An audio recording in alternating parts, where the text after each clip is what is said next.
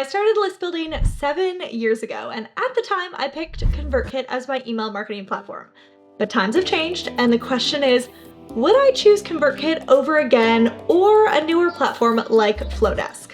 That is what we're going to discuss in this video. I'm going to compare both platforms on the following, and I will give a winner for each category. And then also at the end, I'm going to give you a very detailed breakdown of which I think is best for which type of business owner. So be sure to stay all the way until the end for that personal recommendation. Let's start off by talking about the free trial. So Flodesk has a free trial of 1 month and ConvertKit has a free trial of 1,000 subscribers. So they do it sort of in a different way. Now, for most people, getting to 1,000 subscribers tends to take a few months.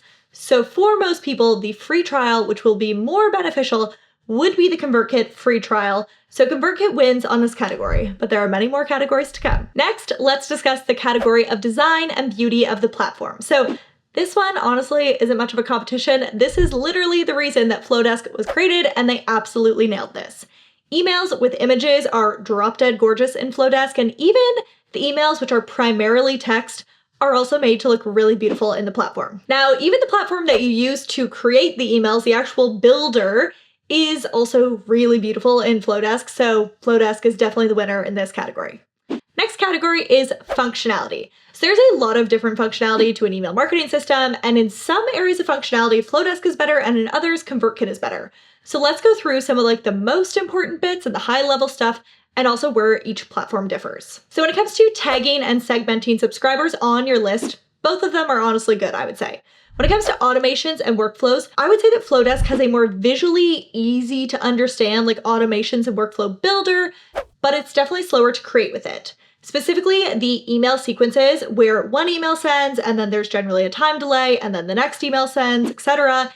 It's faster to do that in ConvertKit, but Flodesk builder is definitely prettier. So not that that really matters in the end to the person who gets the email, but it might matter to you building the email. Next, viewing and organizing the email. So ConvertKit has a giant long list of all the emails that you've sent out with all the important statistics below, which makes it super easy to view and compare past emails and to learn what's working and what's not. With Flodesk, however, I like that you can put the emails into folders and keep things really tidy that way. So for example, if I was running a Black Friday sale, then I could pop all of those relevant emails into a folder to keep them organized, which to my very OCD brain, I really appreciate that. Next is user-friendliness. So Flodesk, it kind of feels like it takes 45 clicks to do everything, to do things like finding a statistic or schedule an email, etc. Whereas ConvertKit, it's much faster to use, but slightly less visually appealing in the back end. So to me, they're honestly tied on that one. When it comes to scheduling emails, I love that Flodesk has an option when scheduling an email to set a specific time for it to send, or a really cool option that it has is that Flodesk decides based on your past statistics the best time to send the email at a certain time of day, so morning, afternoon, or evening. So you just tell it, pick the best time in the afternoon to send this email. ConvertKit doesn't have this, and I do have to say it is a pretty cool feature. Now, the next thing is A/B split testing subject lines. So this is a feature that ConvertKit has, which Flodesk doesn't. So let me explain what it is and why it's useful. So in ConvertKit, when you send an email, you can get it to test 2 subject lines. So ConvertKit will send the email with subject line A to 15% of your list, and then it also sends the same email, but just with subject line B to the other 15% of your list. And then after 4 hours, it decides which one got the better open rate, and then it automatically sends the email with the better performing subject line to the remaining 70% of your list. Now, this isn't only helpful for getting that email opened more, but it's also really useful to help make you a better email marketer. So I've become a zillion times better at writing subject lines that get opened from just paying attention to which things tend to get the best open rates from these different A/B tests. Next, let me give you some real-world examples of things that you might want to do with your email list, and then we'll talk about what the platforms can and cannot do. Often, when I want my subscribers to register for an event that I'm hosting, I use what's called one-click registration. So the less steps and hassle for your subscribers, the more people are going to register for an event. And because clearly I already have their email address, there's not much point in me getting my subscribers to go to a landing page and then have to enter in their name and email, which I already have, to opt into that event. So I use a feature in ConvertKit called a link trigger, which basically means that when they click a link, ConvertKit tags them as, for example, attending that event. And so when it comes to sending reminders for the event and the link for the event, and when the replay is live, sending that as well, I can just send it to those people who registered via the one-click registration. With Flodesk, they don't have this link trigger functionality, so this isn't possible. So you would then need to send subscribers to a landing page and then get them to put in their name and email address there, which definitely leads to lower conversion rates on registrations for things. Another thing I use this feature for is sales-specific opt-outs. So I have a variety of different courses, and not all of my list is interested in all of my courses. So I add a link trigger to all of my sales emails, letting people know they can opt out of the sales emails, but stay on the list for future free content. So I get a few hundred people who choose to do this every launch, and without doing that, those people would be a whole lot more likely to just completely unsubscribe from the list and take my subscriber numbers down with it. So I really love this feature in ConvertKit. Next, tagging automations. Let's say you send new subscribers a welcome sequence of 6 emails where you'll sell a product or service in emails 4, 5, and 6, and then Sally buys on email number 4. You don't really then want to send Sally emails 5 and 6 if she already bought, so you'd want to remove her from that sequence of emails. So in ConvertKit, you can do this easily no matter if they buy through ConvertKit's commerce feature that they have, or some other checkout system such as Thrivecart or Teachable or Shopify or SendOwl, etc. So these platforms have direct integrations and speak to each other constantly through what's called an API, basically fancy technical language for making softwares talk to each other. So this works really well. With Flodesk, you can do the opt-outs if you use Flodesk's checkout system, but it stumbles a little bit when people buy through another platform as there's no API integration, and so you would need to use something like Zapier instead, which of course both adds a cost and is generally a little bit of a hassle. So next, email sequences, aka where a series of emails send one after the other over a period of time. This is possible in both, but ConvertKit does have another advantage here. Oftentimes, email marketers will do something where they ask customers like, which of the following fits you, or which product are you most interested in? And then they actually change the sequence that a person is in into one which sells the product that would be the most fitting for that person that they tagged themselves as. This again uses the link trigger functionality and rules which ConvertKit has but Flodesk doesn't. Next, other integrations. I'll use an example of a complementary software which I use in my business. I use Deadline Funnel to create customer-centric sales funnels, so each customer has a unique time frame to get a certain special offer.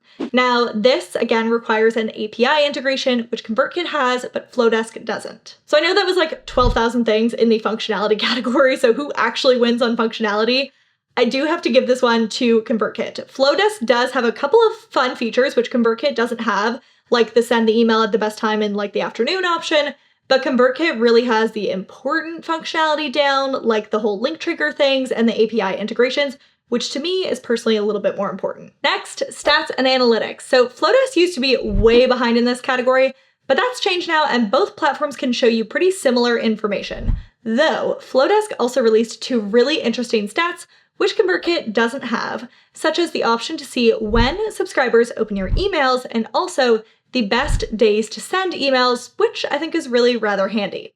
Granted, I do have to say I think accessing and like seeing all of the stats is a bit easier in ConvertKit than with Flodesk, but overall I do think that Flodesk just ekes out a win in this category. Next, email deliverability and open/click rate. Let's be real, this is probably the most important thing with emails is that they get into someone's inbox and then they actually open them and read them. Now, different platforms are known to have better or worse email deliverability, and I tested this a while back where I actually sent my weekly newsletter on both platforms. So here are how the open and click rates turned out. ConvertKit performed better overall, so it will win on the deliverability category for sure. Next, let's talk about price. So Flodesk does a flat rate of $38 per month, no matter the size of your list. With ConvertKit, it's based on subscribers, so it's cheaper to start, and then it gets more expensive with time. So the winner on price, I would have to say, is Flodesk. So overall, taking it all into account, who wins where? So ConvertKit wins on the free trial, the deliverability, and the functionality, and Flodesk wins on the design, the price, and the stats and analytics. So overall, they're kind of tied. So which should you choose? And which would I choose if I started all over again in my business? Now, I really think that this depends on the style of business and how you're selling. So if images of your product and design is absolutely paramount in your business, then Flodesk makes sense because it does have the beauty aspect absolutely nailed. Now, if your words and copy is the most important thing, which is going to seal the deal and get your potential customer over the line to being a paid customer, which I would probably say is most businesses, then I do think that ConvertKit really has the super important things down, like again, those link triggers and integrations and the deliverability. So in that case, I personally would still go for ConvertKit over again.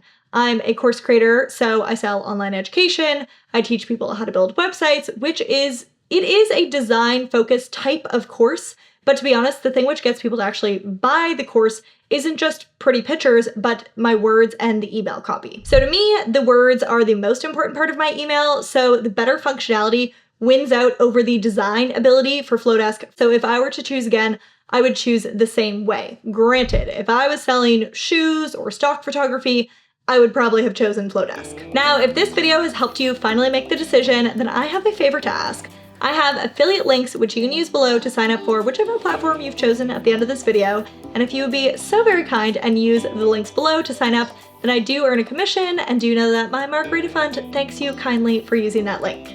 Now, picking a platform is really just the first step. What about actually building your list once you have picked the platform? How on earth are you supposed to get people to actually subscribe, especially when you're a busy business owner with like 1,000 things to do? If that is the case, then watch this video next and I'll show you exactly how I've built my email list to thousands.